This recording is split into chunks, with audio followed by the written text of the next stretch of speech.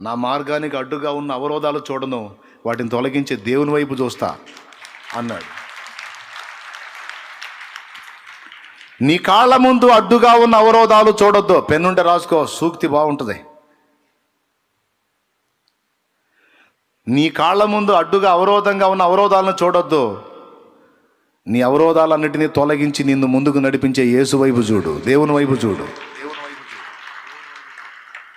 అది అది మనం నేర్చుకోవాల్సింది. సమస్యలు ఎంతటివైనా సమాధానం యేసు దగ్గర ఉంది. తాళపు చెవి ఆయన దగ్గర ఉంది అన్నాడు. తాళపు చెవి నా దగ్గర ఉంది. కాబట్టి కృంగుబాటులోంచి బయటికి రా. కర్తవ్యాన్ని గుర్తుపట్టి కర్తవ్యాన్ని నెరవేర్చే దిశగా అడుగులు ముందుకు వేయి. సిద్ధపడు. ఫస్ట్ చెప్పాను, సత్యంలో నిలిచి ఉండడానికి సిద్ధపడాలి. రెండవది రాకడకు సిద్ధపడాలి. మూడవది సమస్యలను గూర్చి గందరగోళం అయిపోవటం కాదు, వాటిని ప్రభు చేతికి అప్పగించి ప్రభు చిత్తాన్ని నెరవేర్చి నా టైంని ఎలా సద్వినియోగం చేసుకోవాలో సిద్ధపడాలి.